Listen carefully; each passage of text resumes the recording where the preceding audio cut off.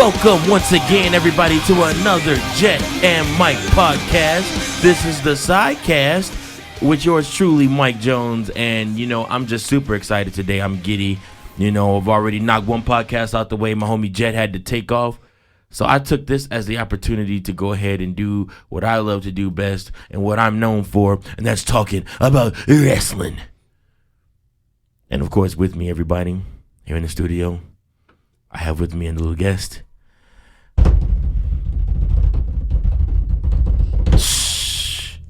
Alex Camp / Birdman Iceberg. Woo, woo, woo, woo! Jeez, that was pretty loud, Bird. Yeah. Well, of course, everybody, you know exactly what I'm going to talk about. I mean, we don't even have to wonder or guess. We're going to talk about Kevin Owens' big WWE Universal title win last week on Raw. I purposely chose today to come in and do this podcast before the next episode of Raw debuts, airs tomorrow.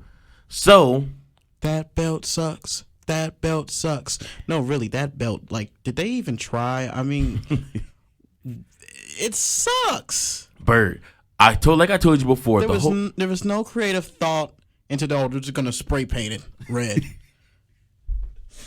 Bird, like I told you before, the whole purpose of this new era, they're not trying to do different belts or different things. That is the symbol of your top champions, your women's championships, and your two top tier championships in WWE. Of course, the WWE World Heavyweight Championship and now the WWE Universal title. They wanted to make it mean as much as the WWE title, so that's why they made the Universal title look like it and only changed it red. I would argue that, if anything, especially if you're going to make a new world title, which should be a landmark event for the company, you should make it as different as the WWE Championship so it can stand out. If you want to make Raw as different from SmackDown in every way, and so far they've done that. Like I said, I've been so happy they brought back the red ropes, the design from the set. It's different. It's gorgeous. They both have new sets too. They both debuted new sets last week. Oh, nice! And the presentation, it is just brilliant so far. I'm a huge fan of what they've done. I mean, can they sustain it? That's a question in of itself, and we have to get to it. That's creative. Years down. Oh boy! But the titles, that was just all of them. Not the SmackDown tag team titles, and I guess because we see that if you know what the WWE tag team titles looks like, and we call them the penny belts, and it has a good design SmackDowns, and now we just call them the nickel or the dime belts. Yeah, because they're blue leather, of course, with silver plates on them. But yeah, so virtually, I think that last Monday night, totally, I think we both can agree, came out of nowhere. We did not, literally. Oh, no. Nobody saw Triple H coming out, interfering in that match. Throwing the pedigree to Roman Reigns was something that you was expected when you saw Triple H. Like, okay, he's going to screw Roman and give Seth the title. But when he pedigreed Seth Rollins, when I tell y'all I lost my voice because I was screaming so loud, I did not see that coming at all. Somewhere in New York, Vince Russo was smiling. The swerve. Yeah, the double swerve. Yes, sir. Yeah. The king of the double swerve. He's not really too keen on Kevin Owens, so you take that as it may. But that was bro. I swear nobody's gonna pay tickets to see that fat ass wrestle. I promise you that, bro. Promise you. Boy, it's the same guy who booked himself as the WCW champion. So. Well, yeah, we won't get into his shortcomings because it is a lot of them. And I tell you, you should do a podcast on the death of WCW. I know people have done that to death, but just put our spin on it. Oh man. Good Lord. Well, you never know, Bert. But for right now, can we please talk about Kevin Owens' Universal WWE title win? Jeez. Keep getting off subject. Anyways, like I was saying, Kevin Owens' WWE Universal title win, totally, unreal. I was hoping that Kevin Owens was gonna win the WWE title only because, and I'm gonna call it the WWE title, but I understand it's the Universal WWE title. I'm sorry, I'm calling it the WWE Championship. It's virtually the same championship as what as the WWE Championship. Is just on a different show. I mean, like I said, they still call it the richest prize in this business. They referred to it this past week as that, and that's why they were going so hard and fighting so hard for it. Well, they got to put it over somewhere, and it's like, well, it looks just like it. So, except for one says World Heavyweight, other one says Universal. Oh. And correct me if I'm wrong. Aren't they making a Divas Championship too for SmackDown? Yeah, and they have the same design as the WWE Champion, and it makes sense. I didn't fault that because the title looks beautiful. Now then, of course, that butterfly title that I'm so happy that they got rid of. Yeah. So what are they going to do with that? They're going to have the same design. I mean, it looks like a participation trophy. No, what it looks like is that they're borrowing off of their good friend Dana White and UFC as far as keeping the same title design and just subscribing it differently. Yeah, but those titles look awesome. Because they're gold. That's the only reason why they look awesome. Well, hey, Vince got money. Damn it, let's do it. Well, like I said, that's each his own opinion. I personally happen to like the WWE logo. They wanted to do something big and bold, and I figured that was going to be the standard. I mean, obviously, your Intercontinental United States Championships, they look different. I'm interested to see what they're going to do as far as a cruiserweight title design when they bring back the cruiserweights, which I think are debuting not this next week, but the week after. Yes, sir. And then I'm interested to see if SmackDown gets maybe the European Championship or your Hardcore Championship added to their brand. But they have to get these first titles through first. I mean, I know they want to do that. That's very important to them. But I sincerely hope that they bring Hardcore Championship to SmackDown. But back again to what we're supposed to be talking about. This is the third time going off topic. Third time's a charm. Kevin Owens.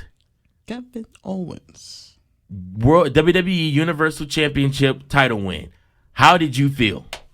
Oh, I was elated. I mean, after the shock reeled off, he came in, it's about a year now. Or let's go back since when he debuted on NXT. And just the production and the presentation of that character. He's always been book strong. Mm-hmm. He had a high quality feud with John Cena. And usually when people feud with John Cena, and we'll get to this later on with AJ Styles, they don't tend to go well, i.e. Ryback, i.e. Rusev, Bray Wyatt, Sheamus.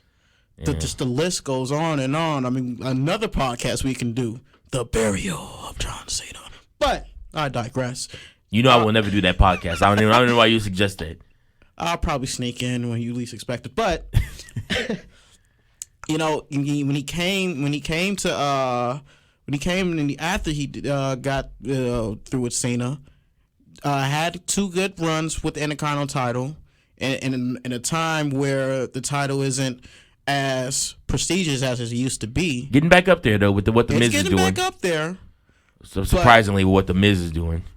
He had and I thought they still had a lot of mileage with and so many creative opportunities. They had a really good match, SummerSlam with him and Jericho, and Enzo and Cass. There we go. Thank you. That's a pretty good team. Nice chemistry, Jericho and Owens. Very good on the mic too. Cut a great promo. And it's one of those things where unfortunately all of this happens because Finn Balor gets hurt, with some speedy recovery. Mm-hmm. But I mean, he is richly deserving of this. Right. And I agree first and foremost. And you know me, I wasn't the biggest Kevin Owens fan when coming in. Brother, weren't you? All right, so this is why I chose this podcast with Bird, so I could come and openly admit to him and to all my viewers and listeners out there, Kevin Owens is a great wrestler. I was wrong.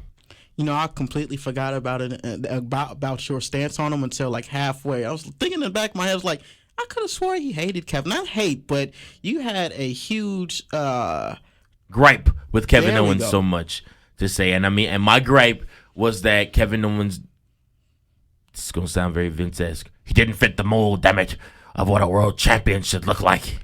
And that's what makes it even, it's still not mind-boggling, but it's amazing. We've been preconditioned to what a WWE body is supposed to look. Right. And even when you had runs of a Rey Mysterio or CM Punk, at the end of the day, if you saw the product, they weren't billed as the main. Okay, wait, hold up, time out. You can't put those two in the same category. That's cheating. That's not Rey cheating. Mysterio got his ass kicked every week as world champion. Mm-hmm. CM Punk went over every week he was champion. Daniel Bryan, on his build to becoming WWE World Heavyweight Champion, he went over every week, so much to the point that Daniel Bryan had to go and tell Triple H, like, look, guys, I can't go over every week. You have to let me lose at least 1 week. CM Punk was on the undercard of a John Laurinaitis main event, albeit John Cena. Okay, so was The Rock versus Undertaker on a Vince McMahon versus Stone Cold undercard. Wait, now hold on. Now I'm not equating. Stop it. I'm not equating a Stone Cold versus Vince McMahon cage match or a Stone Cold versus Vince McMahon and Shane McMahon handicap ladder match to a John Laurinaitis versus John Cena match, but they had the same feel is what I'm telling you. It's like for positioning for the company. Still, John Laurinaitis, people power, really, like it didn't feel like his before he turned heel, CM Punk. It felt like it was sputtering. Now he was having quality feuds, but how it was booked. I disagree with that too because the CM Punk character started getting stale. Before the good guy CM Punk character started getting stale. Right. But this is like the fourth or fifth time, folks. You probably gonna have to do a counter on this when it's all said and done. Back to Kevin Owens. How the mold, a big guy, big burly guy, a Roman Reigns, and who was a great champion, and I still think the flack that he gets. It's his, and I am part of what Mike calls the IWC, who hates Roman Reigns even more than John Cena, which I just find preposterous. But I am a Roman Reigns fan, and I won't be ashamed to admit that. But he is the prototype of what the company sees as the guy, and theoretically he still is. But it's refreshing to see, to give a guy like Kevin Owens a chance to run with the ball and see what he can do. Now, with that being said, because Kevin Owens is safe, a.k.a. Seth Rollins. Kevin Owens is safe in the ring, even though he does the pump-up powerbomb. He's still very safe. Not a lot of people get injured, or at least none have gotten injured, I don't think, off the pump-up powerbomb. So he's safe, so you can put him with your top guys and work with them. And even if you have Kevin Owens going over, he's going to make the match look good and mean something to both parties, which really, really, really means something. Besides all that, his pop Monday night, before he even won the title, his pop coming out for his entrance was the hottest pop of all the parties involved in that match. And that's a weekly thing. You see him coming out for just a match against Cesaro or something, he is going to get a top 3 pop. Of the night. Yeah. And besides all that, if he comes out, if his music hits and he's out just to go to the commentary booth, which meaning the people in the crowd aren't even going to hear what he's saying, but just the fact that his music hits, and you just hear this roar of a crowd, and they're just like going crazy about him.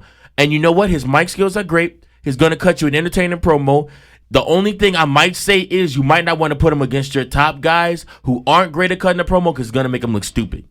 And I mean, like I said, they're trying to build Kaz up to being a top guy. He's not ready yet. He's definitely not ready yet. I mean, he needs a few runs with the United States Championship. But again, I see money in him.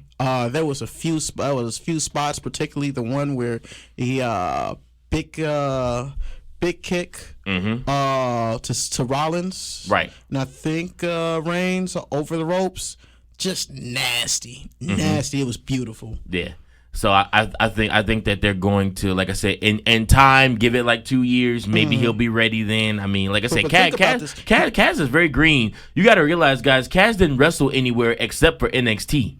But even his character, it's and Needs I to really evolve. didn't. No. And I'm not gonna. That's not the route I'm going with. He's gone leaps and bounds than what it was like 6 to 12 months ago. Oh yeah, most definitely. Actually, and I think a blessing in disguise is Enzo getting that concussion. Yeah, you know, when Enzo, take it back, when he broke his foot, leg or his foot back in NXT, and I mean Cass had to carry his promos, and he shined. Yeah, and then like I said, when Enzo came back, they bumped him up, and then Enzo had his little a little sneeze. Achoo. He had his little sneeze, and then like I said, but. Okay, so we're running out of time, but moving forward, what do you think happens Monday night on Raw? Ooh, I think it's going to be a 25-minute Triple H promo. I think this is going to set the seeds to. I don't want to see. Well, it's going to get the inevitable Triple H versus Seth Rollins match, which they Survivor Series. If they can push it now, this is the beauty with Vince. You know, he can see these things play out and drawn out to Mania, like the old days. I mean, it's a slow burn. I wouldn't necessarily see it, and I hope they don't kill it for what's the next pay-per-view?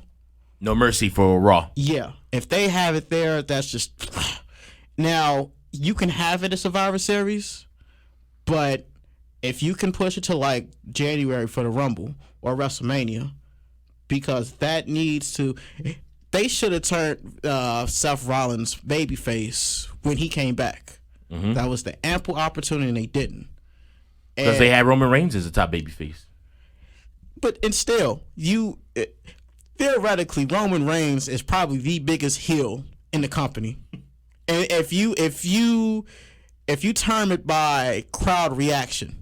Whether he deserves it or not, and I don't think he deserves it. I understand why he's hated, but still, he doesn't deserve it. But that said, it was a perfect chance to turn him. He didn't, and now it's money because it's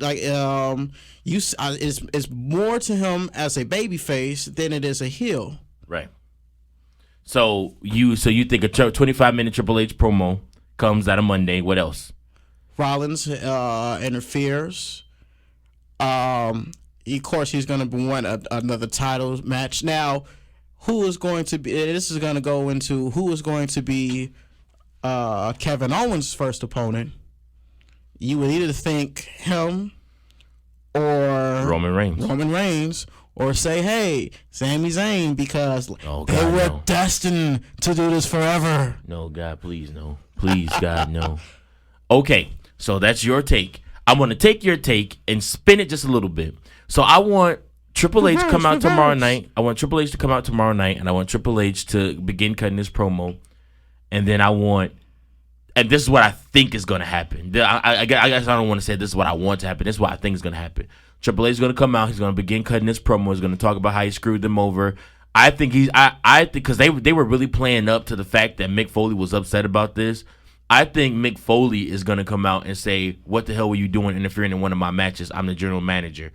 Stephanie is then going to have to choose between the general manager she chose and obviously her husband who's the COO. I mean, it makes for interesting TV. But in all of that, I think Roman Reigns comes out and he Superman punches the hell out of Triple H. And he like I said, I mean, and he starts beating the hell out of him, walks off, and then like I said, and then they open that back up again. But I think Seth Rollins, because I don't foresee WWE creative being creative and actually having Seth Rollins come out and be super duper pissed and maybe pedigree Triple H or do something that's super badass. I feel like he's gonna go to the back. It's gonna have to build. He's gonna go to the back and he's gonna whine to Stephanie or whatever. Stephanie, what the hell was your husband thinking? Why did he cost me the WWE Championship? And all this good stuff, yada, yada, yada, yada, yada, But like I said, I think Roman Reigns comes out and he's like, I'm ready to go again. You on Triple H, Roman Reigns Part 3? Let's do it. Good. Let's put that for Survivor Series and maybe have Rollins interfere in that and cost Triple H the match. Triple H goes away to Royal Rumble, cost Rollins the Royal Rumble, and then WrestleMania. Teacher they have the match versus student. That's my creative booking. That's what I think should happen and what I hope would happen. What do you guys think is going to happen? That's what we want to know here. We're closing out. Bird, any last comments? No, you got him. Thanks. Like I said, but we need to know from you guys. We want to know. Comment, share, post. Repost this. Like I said, and I want everybody. If you have any comments, any thoughts, don't be afraid, guys, to comment on the bottom of our Facebook post. Let us know what you think. If you have any questions or anything else you want to know, let us know. I hope you guys have enjoyed this as much as we've enjoyed doing it. And you guys have a great rest of your Labor Day weekend. We are out of here. Collect new cards, including myself, and the new Supercard update.